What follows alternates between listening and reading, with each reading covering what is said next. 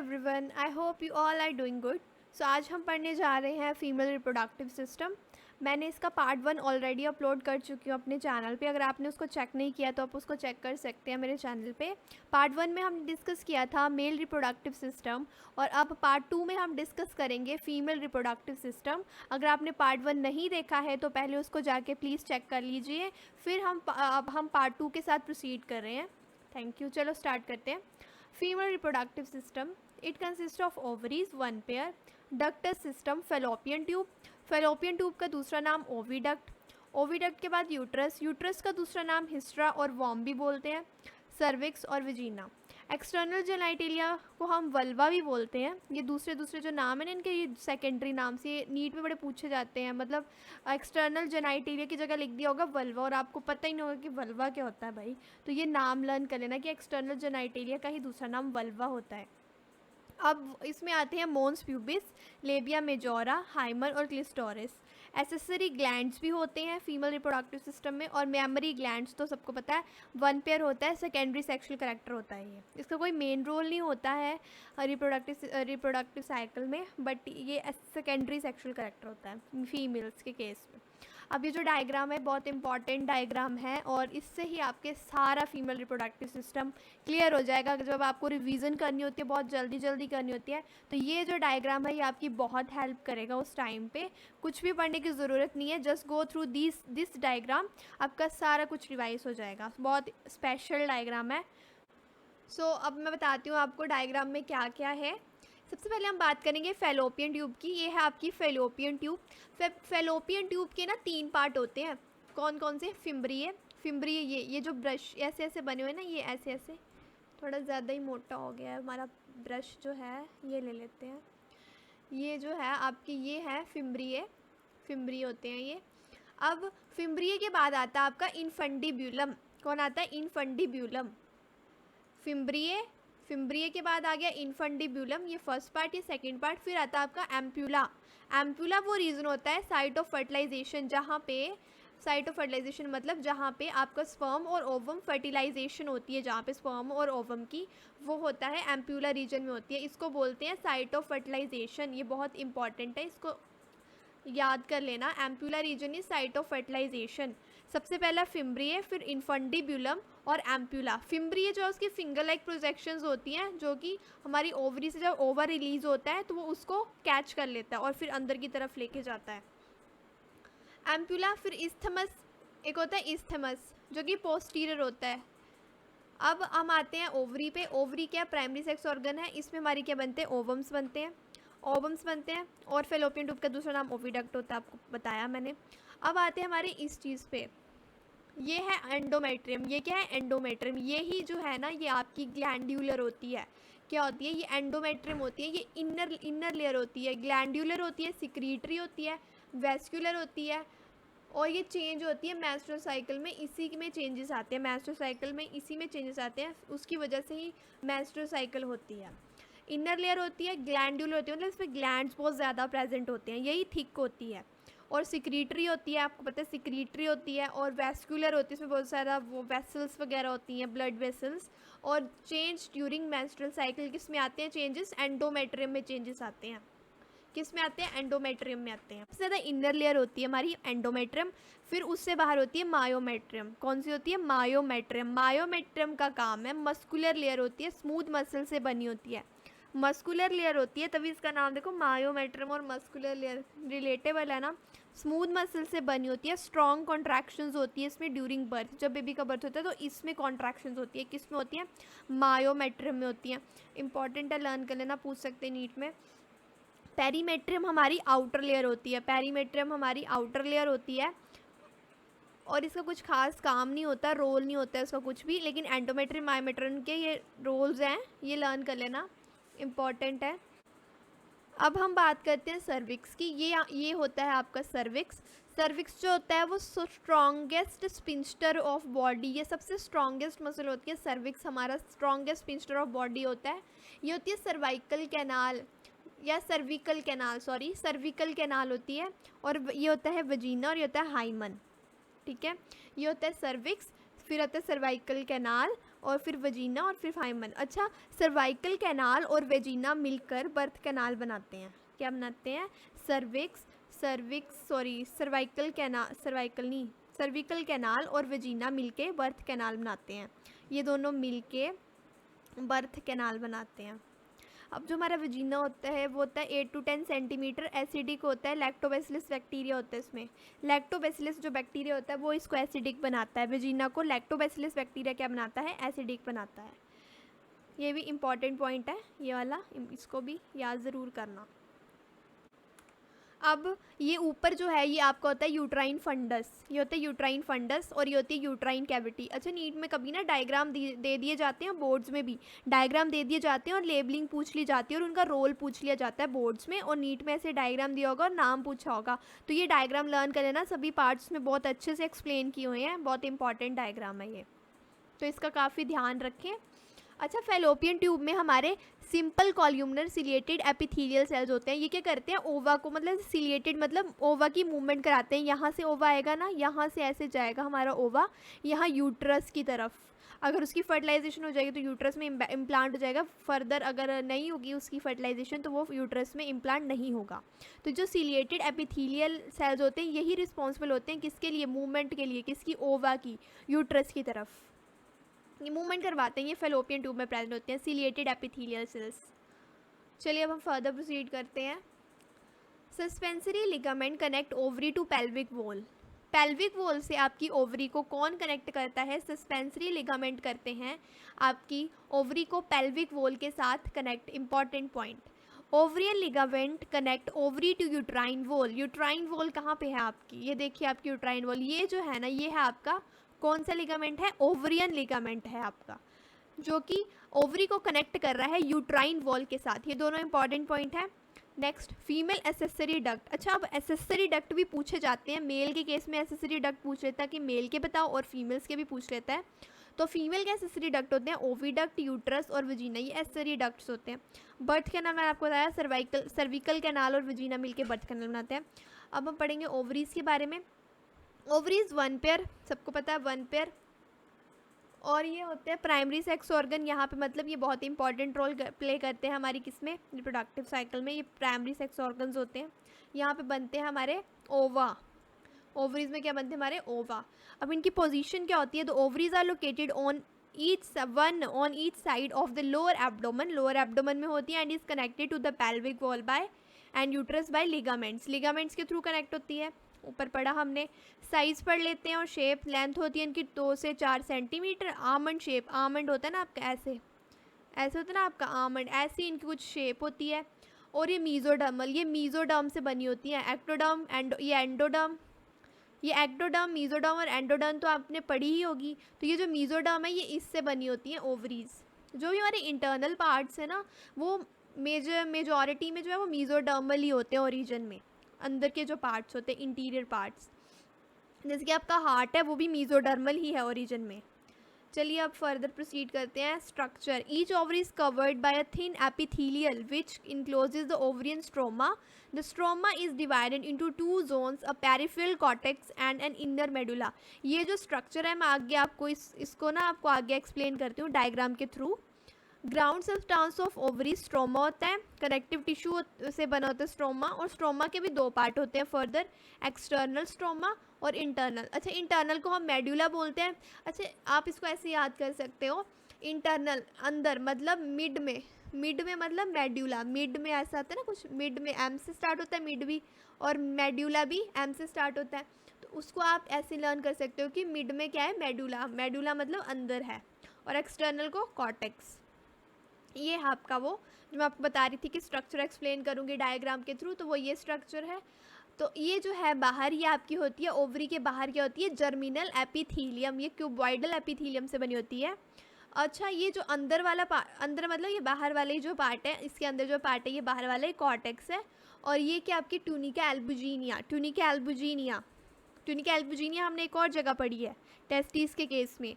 ये fibrous layer होती है, और ये आपका अंदर वाला पार्ट है ना, ये क्या है आपका? मेडुला। ये नॉन फंक्शनल होता है और कॉर्टेक्स फंक्शनल होती है। इंपॉर्टेंट पॉइंट, कॉर्टेक्स फंक्शनल होती है, मेडुला नॉन फंक्शनल होता है। Wall of ovary, outer germinal epithelium, layer of simple cuboidal epithelium, it does not give rise to ova, ये ओवा नहीं बनाती. Inner tunica albuginea, whitish capsule of dense irregular connective tissue. Uterine tubes, oviducts. अब हम पढ़ेंगे fallopian tube के बारे में. किसके बारे में? फेलोपियन ट्यूब के बारे में. ये वन पेयर होता है. These extend laterally from the uterus. Uterus से मतलब ऐसे एक्सटेंड होती हैं ऐसे करके. ये यूट्रस है ना आपका, ऐसे यूट्रस है, यहाँ से एक्सटेंड हुई थी ना बाहर डायग्राम में, ऐसे ऐसे सॉरी ऐसे. ये आपका यूट्रस से एक्सटेंड हुई थी ऐसे, ये ऐसे एक्सटेंड हुई थी यूट्रस से. ये आपकी फेलोपियन ट्यूब्स होती हैं.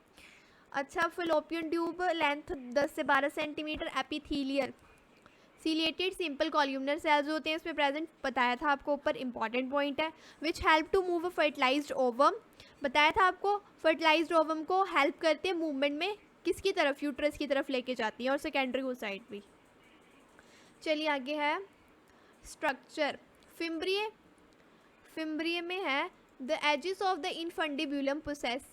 ऐसे फिंगर लाइक प्रोजेक्शंस थे ना, फेलोपियन ट्यूब थी ऐसे, और ऐसे फिंगर लाइक उसके आगे प्रोजेक्शंस थे ना, वो उसकी बात की जा रही है.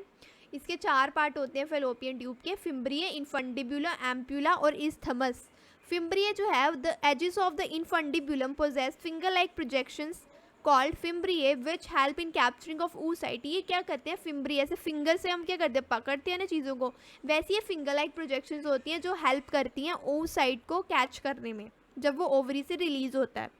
चलो, फिम्ब्रिय ने कैच कर लिया. अब infundibulum, the funnel shape portion of the each tube called the infundibulum. जो फनल शेप आगे फिम्ब्रिय के आगे से फनल शेप था ना, अगर हम डायग्राम में देखें तो ये देखिए, ये आगे फनल शेप था ना, इसको क्या बोलते हैं हम? इनफंडिब्यूलम. क्या बोलते हैं इसको हम? इनफंडिब्यूलम. इनफंडिब्यूलम के बाद हमारा रीजन कौन सा आता है? एम्प्यूला. वाइडेस्ट पोर्शन होता है एम्प्यूला, और साइट ऑफ फर्टिलाइजेशन बड़ा इंपॉर्टेंट है. साइट ऑफ फर्टिलाइजेशन एम्प्यूला होता है, और वाइडेस्ट पोर्शन होता है. भाई जहाँ फर्टिलाइजेशन वाइडेस्ट पोर्शन जगह तो चाहिए. आगे इस्थमस है. It is short narrow thick wall portion that joins the uterus. Uterus को कौन ज्वाइन करता है? इस्थमस ज्वाइन करता है. अब हम डिस्कस करने जा रहे हैं यूट्रस के बारे में. यूट्रस के ये दोनों नाम एक्स्ट्रा नाम है. It is situated between urinary bladder and rectum. Shape है इन्वर्टेड पेयर शेप होता है. साइज इतना होता है 5 सेंटीमीटर विथ. ये वैसे इंपॉर्टेंट, ये डेटा नहीं पूछा जाता, मैक्सिमम नहीं पूछा जाता है. It has 3 parts. अच्छा, अब यूट्रस के भी 3 पार्ट होते हैं. फंडस, बॉडी और सर्विक्स. बॉडी का दूसरा नाम है कॉर्पस. फंडस क्या है? अपर डोम. ऐसे बताया था ना, अपर डोम कौन था? वो फंडस था, uterine fundus. Upper dome shaped portion superior to the uterine tubules. Body, middle and main part of uterus. Cervix, an inferior narrow portion called the cervix open into vagina. It is mainly formed of the most powerful sphincter muscle in the body. Most powerful muscle मतलब सबसे strongest muscle होती है cervix. Wall of uterus. अब हमारी जो ये wall है uterus की, ये कितनी होती हैं आपको बताई थी मैंने? 3 होती हैं. Perimetrium, it is composed of simple squamous epithelium and areolar connective tissue. Myometrium, it consists of 3 layers of smooth muscle fibers that are thickest in the fundus and thinnest in the cervix.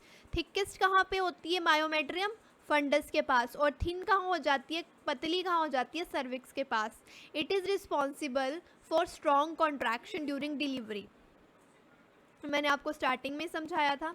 Endometrium and inner most layer composed of simple columnar epithelium ciliated and secretory cells. Glandular layer होती है endometrium हमारी. और इसमें changes आते हैं किसके दौरान? Menstrual cycle के दौरान. अब हम पढ़ने जा रहे हैं वेजिना के बारे में. It is tubular 8 to 10 centimetre long canal line with mucus membrane. It consist of non keratinised satisfied squamous epithelium.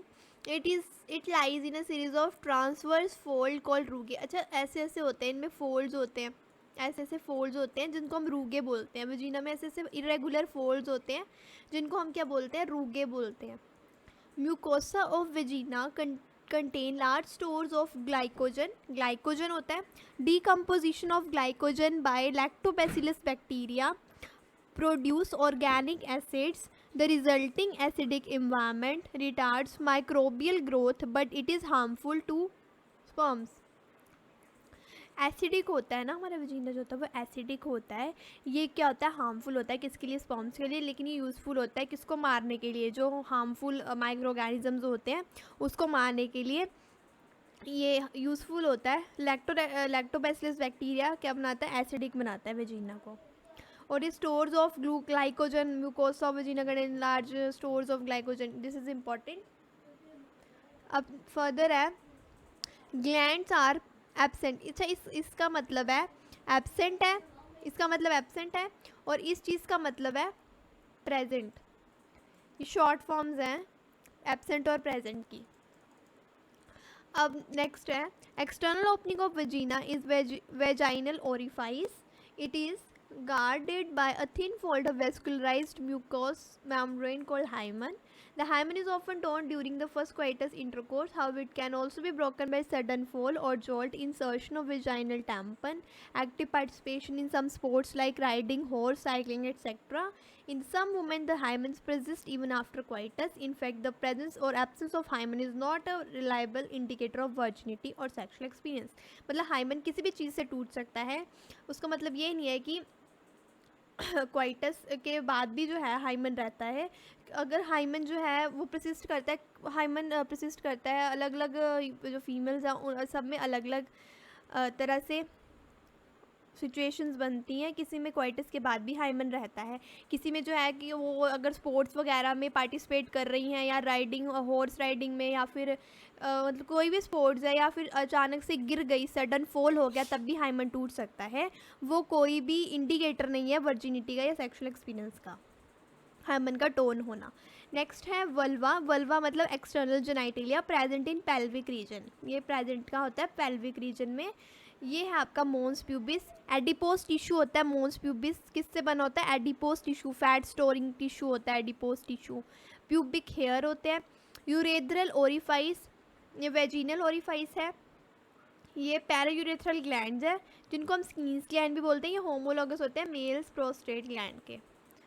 One pair होता है इसका। और ये है bulbourethral glands homologous to male. जैसे मेल्स में होते हैं बल्बोयूरेथ्रल ग्लैंड्स, फीमेल्स में भी होते हैं, और प्रोस्टेट ग्लैंड भी होते हैं फीमेल्स में, जिनको हम स्कीन्स ग्लैंड बोलते हैं फीमेल के केस में। अब ये है आपका लेबिया मेजोरा, ये है आपका लेबिया मेजोरा। ये है आपका क्लिस्टोरिस, ये है क्लिस्टोरिस, और यह है लेबिया माइनोरा, और यह हाइमन। ये सारे पार्ट हैं, ये सारे जो आपके पार्ट हैं, ये है आपका वल्वा मतलब एक्सटर्नल जेनाइटेलिया। मेनली आप यही चीज़ें याद करें। ये वाली चीज़ें जो हैं ये थोड़ा एक्स्ट्रा है, लर्न करना तो कर सकते हैं, काम तो आते हैं चीज़ें लर्न की हुई। अब हम इनको पढ़ लेते हैं। Mons pubis, labia majora, they are homologous to scrotum. Labia minora homologous to spongy urethra. Clitoris homologous to glands penis in males. Hymen is still present. Vestibule homologous to the membranous urethra of males. Within the vestibule are the vaginal orifice, external urethral orifice, opening of the duct of vestibular glands. This is not so important. ये जो है, ये जो information है, ये AIIMS वगैरह के paper होते हैं ना, उनमें पूछी जाती हैं। नीट में पूछ सकते हैं, मैं नहीं बोलती कि नहीं पूछी जाएगी, लेकिन ये ज़्यादा इंपॉर्टेंट नहीं है, आज तक तो ज़्यादातर पूछी नहीं गई है। लेकिन अगर आपको लर्न करनी है तो आप इसको लर्न कर सकते हैं, नहीं तो आप सिर्फ इतना ही याद रखें कि एक्सटर्नल जेनिटेलिया में क्या क्या इंक्लूडेड होता है, सिर्फ उनके नाम और वो किससे बने होते हैं ना वो। अब हम आ गए हैं मेमरी ग्लैंड्स में। मेमरी ग्लैंड्स वन पेयर होता है फीमेल्स में। ऐसे ये डायग्राम होता है मेमरी ग्लैंड्स का, ये आपकी एनसीईआरटी में भी है डायग्राम। ये होती हैं आपकी इंटरकोस्टल मसल्स, और ये जो होती है पेक्टोरलिस मेजर मसल, ये बहुत इंपॉर्टेंट मसल है। यही आपके जो मेमरी ग्लैंड्स है उनको करेक्ट करके रखती है रिब्स के साथ। पेक्टोरलिस मेजर मसल बहुत स्ट्रॉन्ग मसल होती है। ये होती है आपकी इंटरकोस्टल, ये होती है रिब, ये होती है फैट स्टोरिंग टिश्यूज़ भी प्रेजेंट होते हैं। ये है मेमरी लोब्स। ये मेमरी लोब्स के अंदर क्या होते हैं, मेमरी एल्वियोलस, और फिर ये डक्ट बनाते हैं, यहाँ पे ऐसे डक्ट्स की फॉर्मेशन करते हैं। आगे जाके ये ऐसे हो जाती हैं, एम्प्यूला क्रिएट हो जाता है। फिर ये जहाँ पे इकट्ठी हो जाती है ना, ये इसको बोलते हैं निप्पल, और इसको बोलते हैं लैक्टिफेरस डक्ट। एम्प्यूला के बाद क्या आती है, लैक्टिफेरस डक्ट।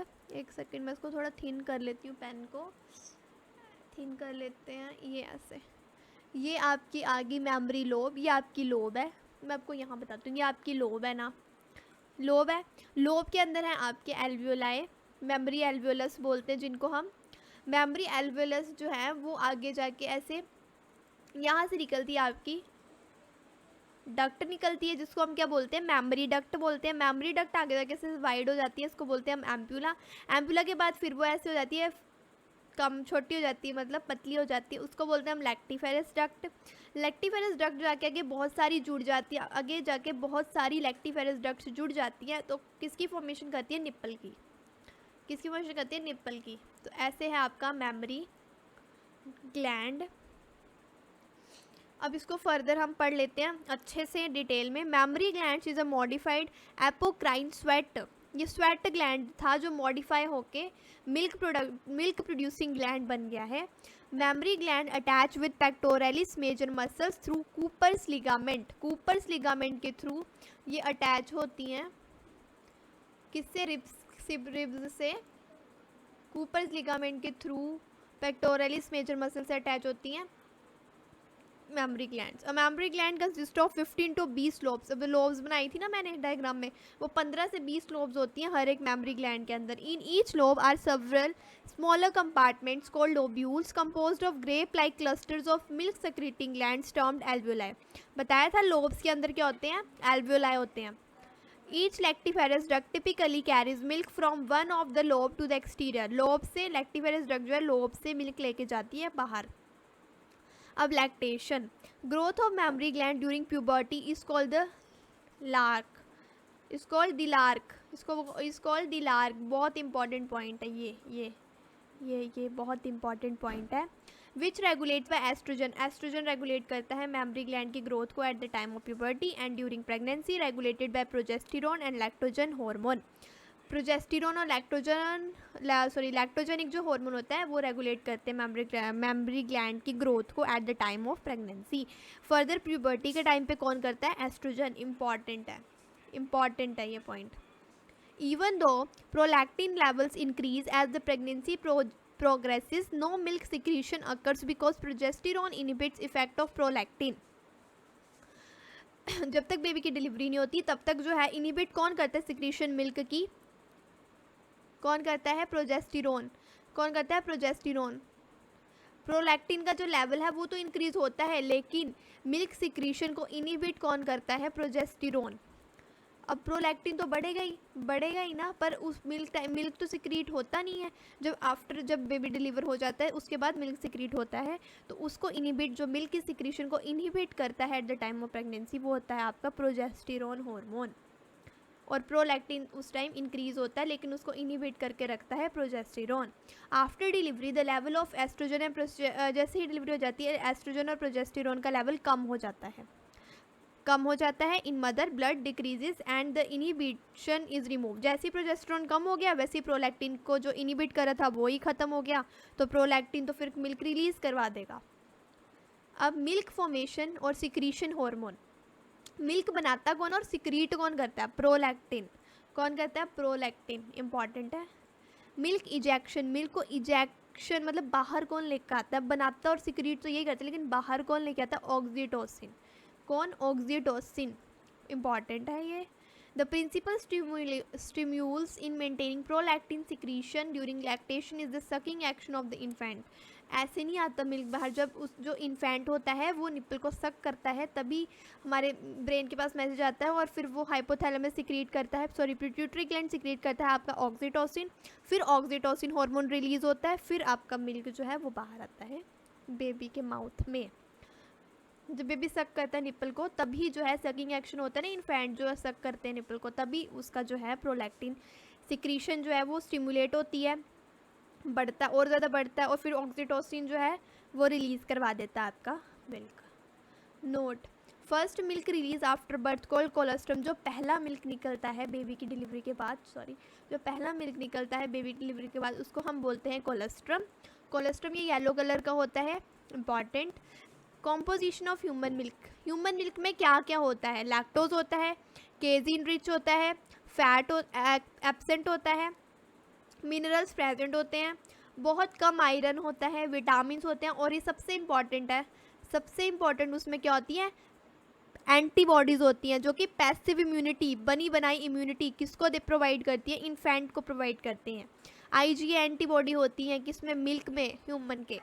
इनिबिटरी पेप्टाइड्स भी प्रेजेंट होती हैं। अब है lactation amenorrhoea, absence of menstrual cycle during lactation. 6 months तक जो है, 6 मंथ तक जब तक बेबी दूध पी रहा है तब तक जो है मेंस्ट्रुअल साइकिल नहीं होती है फीमेल्स में, ड्यू टू PRL जो है वो गोनेडोट्रोफिक की जो रिलीज करता है, गोनेडोट्रोफिक रिलीजिंग हार्मोन है जो उसको इनिबिट करता है। कॉन्ट्रोलैक्टिन हार्मोन जो है वो इनिबिट करके रखता है GnRH को, जिसकी वजह से मेंस्ट्रुअल साइकिल ही बंद हो जाती है 6 मंथ्स तक। Absence of menstrual cycle during lactation, उसको हम बोलते हैं लैक्टेशन एमिनोरिया। इंपॉर्टेंट है ये, इसको ज़रूर याद करना।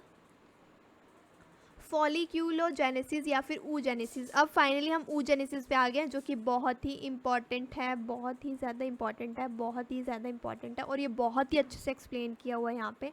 तो आप इसको ध्यान से सुनना, आपको ज़रूर समझ आएगा। बच्चे बहुत कंफ्यूज रहते हैं इनमें, ये बहुत ही इंपॉर्टेंट भी होती है और यहाँ पे मैंने बहुत ईजी वे में समझाई है। सो ध्यान से सुनना। प्राइमरी जर्म सेल्स होते हैं जिनको हम oogonia भी बोलते हैं। हम बिफोर बर्थ ही, हम फीटस लाइफ, मतलब जब फीटस लाइफ में ही है, अभी जो फीमेल है तभी उसमें जो है oogenesis स्टार्ट हो जाती है। लेकिन मेल्स के केस में जब मेल्स प्यूबर्टी की एज में पहुंचते हैं तब उनमें उनकी स्पर्मेटोजेनेसिस स्टार्ट होती है। लेकिन फीमेल्स में जब वो अभी फीटस ही है तभी स्टार्ट हो जाती है oogenesis। बिफोर बर्थ की बात हो रही है। जो oogonia है वो 2n है, उसकी क्या होगी, माइटोसिस होगी और बहुत सारे बन जाएंगे, लगभग 2 मिलियन जो हैं oogonia बन जाते हैं। फिर क्या होता है, इनका साइज़ जब बर्थ हो जाता है इनका साइज़ बड़ा होता है, मतलब ये बिफोर बर्थ से लेके बर्थ तक क्या होता है, इनका साइज़ बड़ा होता है, प्राइमरी oocyte बन जाते हैं। अब जो प्राइमरी oocyte जो ये बने हैं ना, इनमें जो मियोसिस है वो अरेस्ट हो जाती है प्रोफेज़ 1 में। मियोसिस इनमें अरेस्ट हो जाती है प्रोफेज़ 1 में, मतलब जब वो प्रोफेज़ 1 में पहुंची मियोसिस तब वो रुक गई, वहाँ पे अरेस्ट हो गई। अब बर्थ के बाद जब चाइल्डहुड में आएगी तब क्या होगा, मियोसिस 1 होगी। क्या होगी, मियोसिस 1 होगी, मतलब ये जो अरेस्ट हुई थी प्रोफेज़ 1 में ये हो जाएगी। और क्या होगी, रिडक्शनल डिवीजन होगी। पता है आपको मियोसिस 1 रिडक्शनल डिवीजन होती है, उसमें 2 हमें मिलेंगे। और उसमें क्या होगा, अनइक्वल डिवीजन होगा किसका, साइटोप्लाज्म का। क्या होगा, प्यूबर्टी पे क्या होगा, जब FSH हार्मोन बढ़ेगा, लेवल बढ़ेगा, हार्मोन्स रिलीज होते हैं ना, फॉलिक्यूलर स्टिमुलेटिंग हार्मोन होता है, FSH बनाता है हमारे ओवम्स, फॉलिक्यूलर स्टिमुलेटिंग हार्मोन, फॉलिक्यूल्स को। तो जब FSH जो है वो रिलीज़ होगा eight the time of puberty, तो क्या होगा, अनइक्वल डिवीजन होगी साइटोप्लाज्म की, जिससे हमें 2 सेल्स मिलेंगे। एक हमें मिलेगी first polar body in ovary, एक पोलर बॉडी मिलेगी, एक क्या मिलेगी, हमें पोलर बॉडी मिलेगी। ये भी पूछा जाता है कि फर्स्ट पोलर बॉडी हमें कहाँ पे मिलती है, तो वो हमें मिलती है ओवरी में, अब जो दूसरा बना है वो उसको हम बोलते हैं सेकेंडरी oocyte। क्या बोलते हैं उसको हम, सेकेंडरी oocyte। अब ये सेकेंडरी oocyte ही है जो फर्टिलाइजेशन करता है। अब जो सेकेंडरी oocyte है ना, उसमें ना मियोसिस, यहाँ पे देखो, यहाँ पे मियोसिस अरेस्ट हुई थी प्रोफेज़ 1 में, लेकिन यहाँ पे मियोसिस अरेस्ट होती है मेटाफेज़ 2 में। सेकेंडरी oocyte जो है, यहाँ पे मियोसिस तुम्हारी अरेस्ट होती है मेटाफेज़ 2 में। वहाँ पे हुई थी प्रोफेज़ 1 में, और यहाँ पे हुई थी मेटाफेज़ 2 में अरेस्ट हो जाती है। जब वो मेटाफेज़ 2 में पहुँचने वाली होती है तब वो अरेस्ट, मतलब रुक जाती है। तो एट द टाइम ऑफ जब तुम्हारी फर्टिलाइजेशन हो जाती है, जब फर्टिलाइजेशन होती है तब क्या होता है, जो स्पर्म है जब वो एंटर कर जाती है ना, तब क्या होता है, ये जो मेटाफेज़ 2 है ये पूरी तरह से कम्प्लीटली हो जाती है, मतलब मियोसिस हो जाती है जब स्पर्म एंटर कर जाती है फर्टिलाइजेशन के बाद। मतलब जब स्पर्म ने अंदर एंटर कर लिया होता है तब तुम्हारी ये कंप्लीट होती है मेटाफेज़ 2 में जो अरेस्ट हुई थी मियोसिस। अब क्या होता है, यहाँ पे तुम्हारे जो स्पिंडल फाइबर्स है वो फिर से अटैच हो जाते हैं, और ये तुम्हें पता कैसे होती है, सेल वाले चैप्टर में तुमने पढ़ा होगा। और ये 2 यहाँ पे तुम्हारे बन जाते हैं। ये देखो फिर से इसमें, ये देखो यहाँ पे एक पोलर बॉडी हमारे पास बनी थी, एक यहाँ पे बनती है हमारे पास पोलर बॉडी, और दूसरी पोलर बॉडी हमारी कहाँ बनती है, फेलोपियन ट्यूब में। क्योंकि जो सेकेंडरी oocyte है वही बाहर निकलता है ओवरी से। ये कहाँ से रिलीज़ हो जाता है, ओवरी से। फ्री फर्टिलाइजेशन कहाँ होती है, फेलोपियन ट्यूब के एम्पुलर रीजन में। एम्पुलर रीजन क्या है, फेलोपियन ट्यूब में है। तो ये सेकेंडरी हमारे पास जो सेकंड पोलर बॉडी हमारे पास बनती है, ये जो बनी है ये कहाँ पे बनी है, फेलोपियन ट्यूब में। और ये जो पॉइंट है ये बहुत ही इंपॉर्टेंट पॉइंट है दोनों। ये दोनों, ये और ये बहुत इंपॉर्टेंट पॉइंट है। Secondary polar body second polar body क्या होती है फैलोपियन ट्यूब में, और ये क्या बन जाता है फिर आगे जाके, ये दोनों एन है ना, ये क्या बन जाएंगे आगे जाके जाइगोट, क्या बन जाएंगे आगे जाके जाइगोट फ्यूज करके। समझ आ गया सबको? फिर से पढ़ लेते हैं। ऊगोनिया की माइटोसिस होती है, वो बड़े बहुत ज़्यादा सेल्स बना देता है बिफोर बर्थ। फिर क्या होता है, धीरे धीरे साइज़ बड़ा होता है, प्राइमरी oocyte बनता है, म्योसिस अरेस्ट हो जाती है प्रोफेज 1 में, किसमें, प्राइमरी oocyte में। फिर प्राइमरी oocyte जब प्यूबर्टी का टाइम आता है, रिडक्शन डिवीजन हो जाती है, जो म्योसिस रुकी थी प्रोफेज 1 में वो कंप्लीट हो जाती है। एक बनती है फर्स्ट पोलर बॉडी ओवरी में, और एक बनता है सेकेंडरी oocyte। सेकेंडरी oocyte में जो है म्योसिस अरेस्ट होती है मेटाफेज 2 में। फिर जब फर्टिलाइजेशन होती है, जब स्पर्म एंटर कर जाता है, उसके बाद जो है सेकेंड पोलर बॉडी बनती है, कहाँ पे, फैलोपियन ट्यूब में, और फिर ये दोनों फ्यूज़ करके बना लेते हैं जाइगोट। ईजी है। चलो, ये मैंने यहाँ भी लिखा हुआ है, अगर आपने पढ़ना हो तो। Formation of first polar body in ovary, formation of second polar body in Fallopian tube after entry of sperm but before fertilisation. Fertilisation होने से पहले लेकिन स्पर्म की एंट्री के बाद। ये बहुत इंपॉर्टेंट पॉइंट है, ये आपको ज़रूर ज़रूर ज़रूर दिमाग में रखना है, ये बहुत ही इम्पॉर्टेंट है ये, कि स्पर्म की एंट्री के बाद लेकिन फर्टिलाइजेशन से पहले पोलर बॉडी बनती है, सेकंड जो बनती है। अब हम पढ़ते हैं, यहाँ पे बताती हूँ मैं आपको ये डायग्राम, ये आपके ओवरी का डायग्राम। ये है प्रीमोइडल फॉलिकल्स जो हैं, ये जो आपके बिफोर बर्थ बने हुए थे, ये वो हैं, ये प्रीमोइडल फॉलिकल्स है, फीटल लाइफ में बनते हैं, 2 मिलियन बनते हैं। प्यूबर्टी के टाइम पे क्या होता है, ये सिर्फ 60,000 से 8,000 रह जाते हैं। प्राइमरी फॉलिकल जो बन जाते हैं, प्राइमरी oocyte में कन्वर्ट हो जाते हैं ना, तो इससे 60,000 से 80,000 रह जाते हैं, और म्योसिस अरेस्ट हो जाती है इनमें प्रोफेज 1 में। फिर क्या होता है, eight the time of puberty वो सेकेंडरी फॉलिकल में कन्वर्ट हो जाते हैं। फिर सेकेंडरी फॉलिकल जो है वो टर्शरी फॉलिकल में कन्वर्ट हो जाता है। फिर टर्शरी फॉलिकल ग्राफियन फॉलिकल में कन्वर्ट होता है। फिर ग्राफियन फॉलिकल्स जो है वो रप्चर कर जाता है। कब रप्चर करता है, जब ल्यूटेनाइजिंग हार्मोन पीक पे पहुंच जाता है। जब ल्यूटेनाइजिंग हार्मोन, अच्छा हार्मोन रिस्पॉन्सिबल फॉर ओव्यूलेशन कौन है, ल्यूटेनाइजिंग हार्मोन है। जब ल्यूटेनाइजिंग जो हार्मोन है वो बहुत ज़्यादा हो जाता है, मतलब बहुत ज़्यादा अमाउंट पे पहुंच जाता है, LH सर्ज जब आती है तब ओव्यूलेशन हो जाता है, मतलब ग्राफियन फॉलिकल रप्चर हो जाता है, और ये जो सेकेंडरी oocyte है ये यहाँ से निकल जाता है। अब जो ये कॉर्पस ल्यूटियम बच गया, मतलब जो एक ग्राफिन फॉलिकल बच गया था, वो किस में कन्वर्ट हो गया, कॉर्पस ल्यूटियम में। अब जो कॉर्पस ल्यूटियम है वो आपका रिलीज़ करता है प्रोजेस्टेरॉन को। क्या रिलीज़ करता है, इंपॉर्टेंट है, प्रोजेस्टेरॉन रिलीज़ करता है, ये इंपॉर्टेंट है।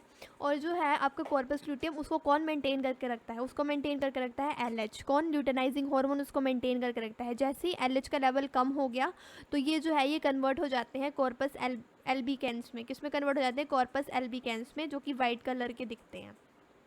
ये जो है कॉर्पस एल्बिकेंस में कन्वर्ट हो जाते हैं आपकी कॉर्पस ल्यूटियम, अगर LH जो है वो कम हो जाए। LH जो है वो कॉर्पस ल्यूटियम को मेंटेन करके रखता है। यही आपका ओवरी में, जो आपका ओवरी में होता है, सबसे पहले क्या होता है, प्रीमोइडल फॉलिकल्स जो कि बर्थ से पहले ही बन जाते हैं। फिर प्राइमरी फॉलिकल्स होते हैं, फिर प्रोफेज 1 में अरेस्ट हो जाते हैं। प्यूबर्टी के टाइम पे क्या होता है, सेकेंडरी फॉलिकल बनता है, फिर सेकेंडरी से टर्शरी से ग्राफिन फॉलिकल जब LH सर जाता है ओव्यूलेशन हो जाती है।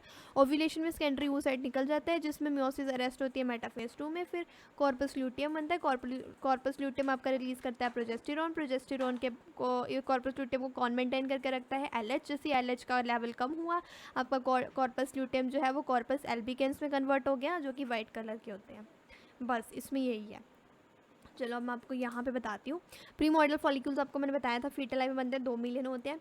फिर वो कन्वर्ट होते हैं प्राइमरी फॉलिकल्स में, पता है आपको, single layer of granulosa cells, primary oocyte होता है, ये 2N होता है। म्योसिस इसमें अरेस्ट होती है प्रोफेज 1 में। और प्यूबर्टी के टाइम पे क्या होता है, FSH जो ये जो है आपका प्राइमरी फॉलिकल, वो आपका कन्वर्ट हो जाता है सेकेंडरी फॉलिकल में। अब सेकेंडरी फॉलिकल क्या होता है, multi layer of granulosa cells, formation of theca layer. अब जो है सेकेंडरी फॉलिकल में आपकी थीका लेयर भी प्रेजेंट होती है। oocyte जो होता है, प्राइमरी oocyte होता है, म्योसिस स्टार्ट हो जाती है इसमें। सेकेंडरी फॉलिकल में क्या होता है, म्योसिस स्टार्ट हो जाती है आपकी। टर्शरी फॉलिकल में आपकी म्योसिस कंप्लीट हो जाती है और सेकेंडरी oocyte और एक पोलर बॉडी बन गई होती है, और एक फ्लूइड फिल्ड कैविटी प्रेजेंट हो जाती है ओवम में, जो कि होती है एंट्रम। और थीका 2 पार्ट्स में कन्वर्ट हो जाती है, जो कि एक्सटर्ना और इंटरना होती है। अब जो आपका टर्शरी है वो ग्राफिन फॉलिकल में कन्वर्ट हो जाता है। ग्राफिन फॉलिकल का साइज़, एंट्रम का साइज़ इंक्रीज होता है। Formation of non cellular layer zona pellucida बन जाती है। Formation of cumulus oophorus hold ova, oocyte secondary oocyte होता है इसके अंदर, और मियोसिस अरेस्ट होती है मेटाफेज 2 में। और जो सेकेंडरी oocyte है यही एंटर करता है आपकी फेलोपियन ट्यूब में ग्राफियन फॉलिकल को रप्चर करके। और कॉर्पस ल्यूटियम क्या है, act as endocrine gland. Endocrine gland क्यों, क्योंकि ये प्रोजेस्टेरॉन को रिलीज़ करता है मेनली, और वैसे ये एस्ट्रोजन इनिविन को भी रिलीज़ करता है, लेकिन मेनली प्रोजेस्टेरॉन को और एस्ट्रोजन को रिलीज़ करता है। अब जो कॉर्पस ल्यूटियम है उसको मेंटेन करता है आपका ल्यूटेनाइजिंग हार्मोन। जैसे ही ल्यूटेनाइजिंग हार्मोन का लेवल कम हुआ, कॉर्पस एल्बिकेंस में कन्वर्ट हो जाता है, जो कि एक वाइट बॉडी होती है। अब हम पढ़ लेते हैं human egg ovum secondary oocyte का स्ट्रक्चर क्या है। Types of egg, alecithal. Alecithal वो सेल्स होते हैं, एलिकिथिकल या एल्सिथिकल या एल्सिथल, जो भी बोलना है आप इसको बोल सकते हैं। जो एल्सिथल है उसमें यॉर्क जो होता है वो एब्सेंट होता है, यॉर्क प्रेजेंट नहीं होता है। साइज इनका 0.1 mm होता है ह्यूमन एग का, इनमें यॉर्क प्रेजेंट नहीं होता है ह्यूमन एग में। अब क्या होता है, ये जो लेयर है आपकी, ये जो बाहर आपकी लेयर है, ये है आपकी कोरोना रेडिएटा। ये बहुत इंपॉर्टेंट है, ये आपको स्ट्रक्चर ज़रूर आना चाहिए, ये बहुत इंपॉर्टेंट है। ये ज़रूर स्ट्रक्चर याद होना चाहिए कि बाहर क्या प्रेजेंट होता है, अंदर क्या प्रेजेंट होता है। ये क्या होता है, कोरोना रेडिएटा होती है। अब ये जो आपका अंदर, ये आपको सबको पता होगा न्यूक्लियस होता है, ये अंदर न्यूक्लियस होता है। न्यूक्लियस के बाद ये सबका साइटोप्लाज्म होता है। ये कॉर्टिकल ग्रैन्यूल्स प्रेजेंट होते हैं ओवम में। क्या प्रेजेंट होते हैं, कॉर्टिकल ग्रैन्यूल्स। ये अंदर वाली लेयर, ये आपकी है जोना पेल्यूसिडा, जोना पेल्यूसिडा। ये जेली कोट होती है, क्या होती है, जेली कोट, जेली की तरह होती है। oogenesis मैंने आपको समझा दिया। और रिप्रोडक्टिव साइकिल हम पार्ट 3 में करेंगे, क्योंकि बहुत बड़ा चैप्टर है, इससे बहुत लंबी वीडियो हो रही है। सो हम जो पार्ट 3 में करेंगे मेंस्ट्रुअल साइकिल आपकी डिस्कस। आई होप आप सबको समझ आ गया होगा, बहुत अच्छे से समझ आया होगा। मैंने अपना बेस्ट दिया आपको समझाने के लिए। और कैसी लगी आपको वीडियो मुझे कमेंट सेक्शन में ज़रूर बताएं, और वीडियो को लाइक ज़रूर करें। अगर आपको पसंद आई वीडियो तभी लाइक करें, अदरवाइज़ ना करें। और सब्सक्राइब कर लें चैनल को, अगर आपको ऐसी वीडियोस चाहिए फ्यूचर में ज़रूर सब्सक्राइब करें, और कमेंट ज़रूर करें, और मुझे ज़रूर बताएं कि आपको वीडियो कैसी लगी। Thank you.